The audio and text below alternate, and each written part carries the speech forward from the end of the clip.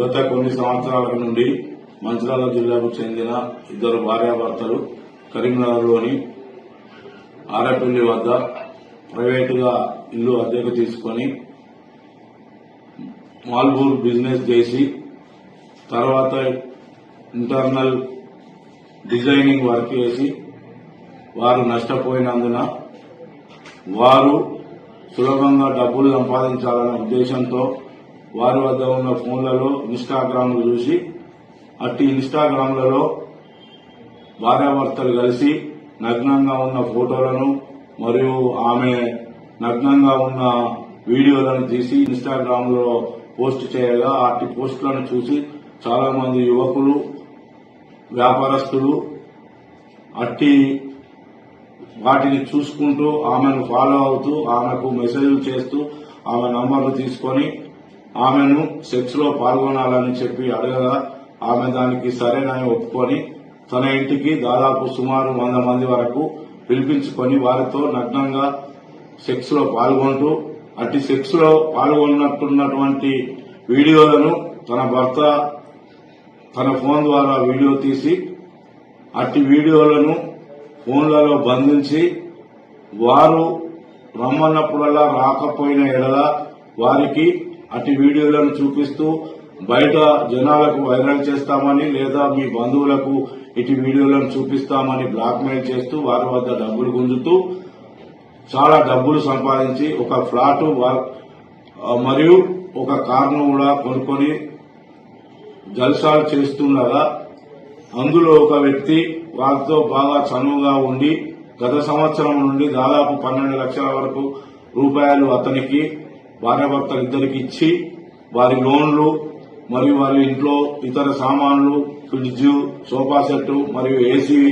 మరియు కారు కూడా కొని వాళ్లకు లోన్లు కట్టుకుంటూ ఉంటూ తను వద్ద ఉన్న డబ్బులు అయిపోయినందున ఆయన రాని ఎడల అతనికి పలుమార్లు అట్టి భార్యాభర్తలు వాట్సాప్ కాల్ ద్వారా ఫోన్ చేస్తూ తను నగ్నంగా ఉన్న ఫోటోలను వీడియోలను చూపిస్తూ బ్లాక్మెయిల్ చేస్తూ 5 లక్షల రూపాయల డబ్బులు కావాలని అతనిపై ఒత్తిడి చేసి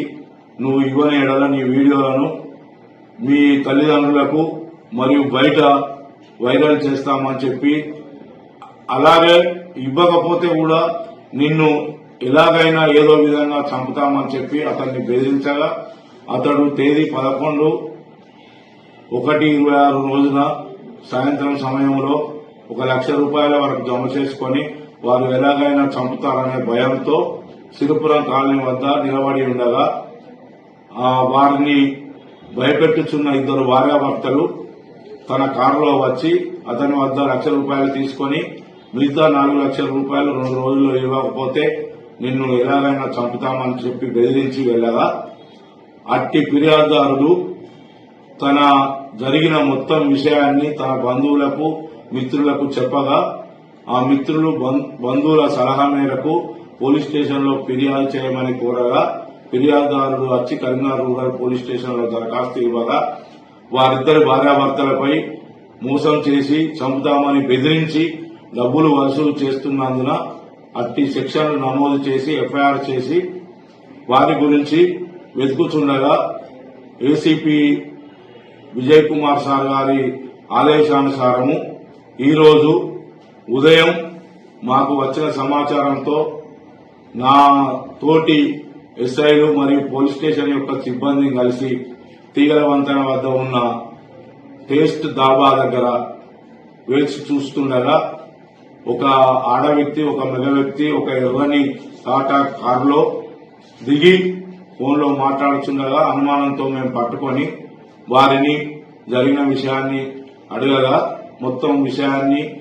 క్లుప్తంగా వాళ్ళు వివరించి నేరం చేసినట్లు ఒప్పుకొని వారి వద్దనున్న సెల్ ఫోన్లను మరియు కొంత డబ్బును మరి వారి కారును ఒక బ్లాంక్ చెక్కు 4,95,000 రూపాయల గల చెక్కును మాకు చూపించి